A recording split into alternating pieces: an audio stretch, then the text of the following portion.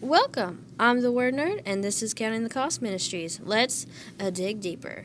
So today we are going to be finishing up Proverbs 1, and it's been a minute since I made the last one, but that's okay. So let's just jump into it. So the Proverbs 1 through 6 was the introduction to Proverbs, and it basically just summed up what a Proverbs were and what they were meant for and whatnot. So make sure you watch that video so you can understand everything. But basically, Proverbs chapters 1 through 9 is more of a speech or like letters or something to like a son. So it's a little bit different than a proverb described in the first, but nevertheless, it's words of wisdom and therefore included since Solomon wrote it.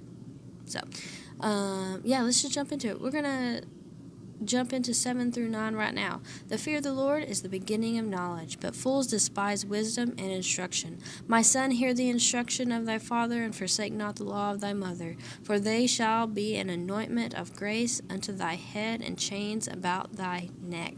So we are jumping right into what Solomon is telling a son, or people in general, is that the fear of the Lord is the beginning of wisdom. So let's just jump into a little bit of verse mapping. And so the fear of the Lord is profound reverence and awe. You definitely need to have respect, and you definitely need to understand his authority in the universe and in his universe that he has put you in. So reverence is honor or respect felt or shown, especially profound, adoring, awe, and respect. So yeah, it's just basically a respect for the creator of the world. In Proverbs, the fear of the Lord is talked about a lot, so we'll continue to see that. But so beginning is the point of which something begins or starts. Origin, the point of which something rises from which it derives. And knowledge is the fact or condition of knowing something with familiarity gained through experience, education, or association. The circumstances or condition of apprehended truth or fact through reasoning. So basically, this is straight up saying, like, the origin of knowledge is the fear of the Lord. The origin of your worldview, the origin of how you reason, your reasoning capacities should start with the fear of the Lord. He has given you reasoning, He has given you morality, and you need to fear Him to understand right knowledge, because it says, but fools despise wisdom and instruction. So fools is someone having or showing a lack of good sense, judgment, or discretion, or that's absurd.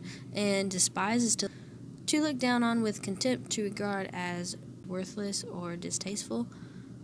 So yeah, knowledge, it says despise wisdom and instruction. So in the last video we talked about what wisdom and instruction is, but it's basically like you're gonna get knowledge by instruction, and knowledge comes with wisdom.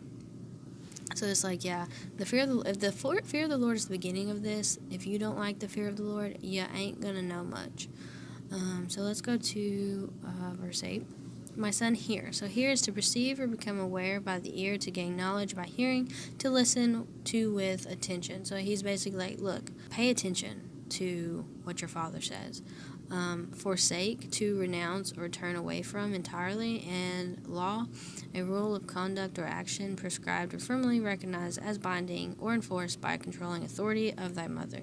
So ideally, since mother and father should be present and doing the right thing, but basically, like, pay attention to what your father's saying, do what your mother says. That in an ideal situation they should be living for the Lord and doing right, but that's important, right? So number 9, for they shall be an ornament of grace unto thy head, and a chains about thy neck.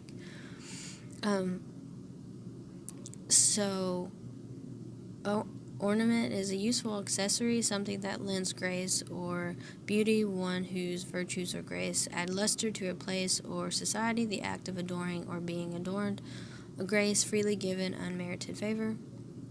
And chains about thy neck is one word in the in the Hebrew, and it just means basically a necklace. So this is saying like a necklace has value, and we should value ourselves not with worldly wealth, but how we conduct ourselves. So obeying our mother and father is going to be useful. It's a virtue, and it adds to your integrity, basically. So we're going to continue on. Verse 10, my son, if sinners entice thee, consent thou not. So consent is to give assent or approval, agree. The old kind of definition that we used to use that's no longer really, we use it now, is to be in concord in opinion, and so it says, if sinners entice thee, consent. So it's basically like you have a choice. Don't do it. That's basically what it's saying. So verses 11 through 14 is basically almost like a gang retaliation that they're like, hey, look, there's we're a bunch of people. Let's go kill some people, and we'll split our what we get and everything. So many of us will probably not be enticed to live a life of a gang unless, you're in a certain circumstance where you don't have a family and whatever. But how often are we enticed to continue in a sin, that we know that is a sin? Like, come on, everyone else is doing it. Let's do this. Like, it's going to get us somewhere, so... Verse 15, my son, walk not that in thy way with them. Refrain thy foot from their path. So, walk is the way someone lives or behaves. Refrain is to keep oneself from doing, feeling, or indulging in something, and especially from following a passing impulse. So, we do have a choice. We must actively deny our lust and refrain ourselves from sinning.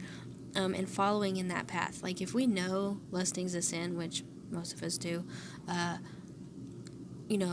do what you have to do to refrain from lusting or lying or whatever you're struggling with right now. So, verse 17 says, surely in vain the net is spread in sight of any bird. So, birds get caught in a net simply because they don't see it. Have we blinded ourselves to a certain sin simply because we love our sin more than God and we're unwilling to give it up?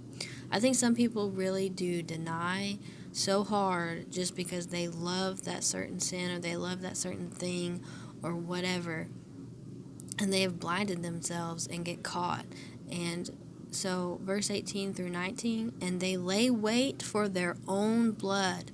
They lurk privately for their own lives. So are the ways of everyone that is greedy of gain, which taketh away the life of the owners thereof.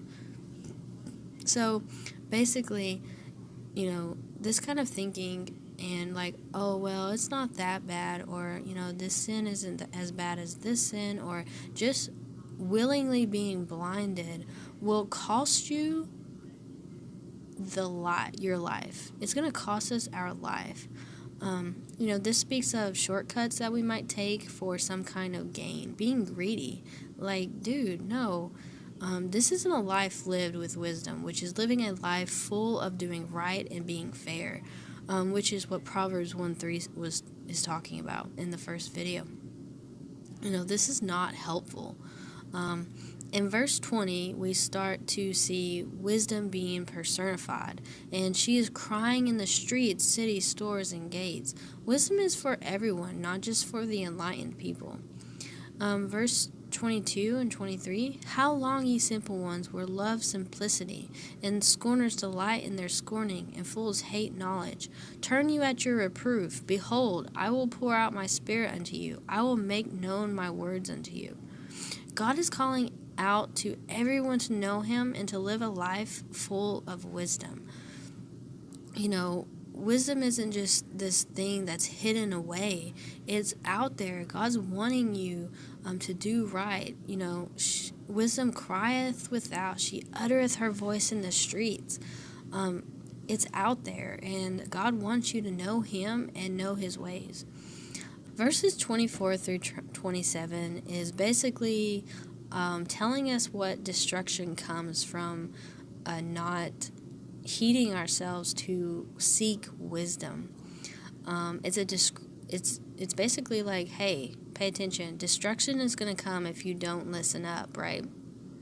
So, verses 28 through 33, Then shall they call upon me, but I will not answer. They shall seek me early, but they shall not find me. For that they hated knowledge, and did not choose the fear of the Lord. They would none of my counsel. They despised all my reproof. Therefore shall they eat of the fruit of their own way, and be filled with their own devices. For the turning away of the simple shall slay them, and the prosperity of fools shall destroy them. But whoso hearkeneth unto me shall dwell safely, and shall be quiet from fear of evil. So this is a warning. Don't squander your life hating knowledge, true knowledge, which is the fear of the Lord, and try to run back when destruction comes. A lot of people I see do that. They don't have nothing to do with God until something comes to them, and some kind of trouble or tribulation comes, and then they're suddenly wanting prayers, they're trying to get into church and everything like that, and then when God moves and they're peachy again, they're like, peace out, homie, like, I don't need you, God. This is ridiculous. Destruction is going to come. You're costing your own life. The wages of sin is death. It's going to cost you your life acting like this. Safety only comes to those who hearken after wisdom and fear the Lord. It's something you got to seek after and, walk. It's a way of life of always trying to get knowledge and always trying to live a life full of wisdom. Asking yourself, what would wisdom do in this situation? So it reminds me of Jesus saying something in Matthew 7. So Matthew 7:24 through 27, Jesus is talking. Therefore, whosoever heareth these sayings of mine, and doeth them, I will liken him unto a wise man, which built his house upon a rock.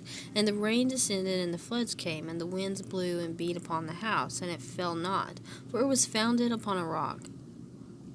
And everyone that heareth these sayings of mine, and doeth them not, shall be likened unto a foolish man, which built his house upon the sand. And the rain descended, and the floods came, and the winds blew and beat upon that house, and it fell, and great was the fall of it. I don't know about you, but I don't want the God of the universe calling me a fool. Like, I would want to be called wise. So I plan on doing everything that Jesus has said to do and not doing everything he says not to do, by the best of my ability and by the power of the Lord. In the next Proverbs video, we'll be starting chapter 2. So, I'm the WordNerd. This is Counting the Cost Ministries. Remember, God loves you and He's always with you. I'll see you in my next video. God bless.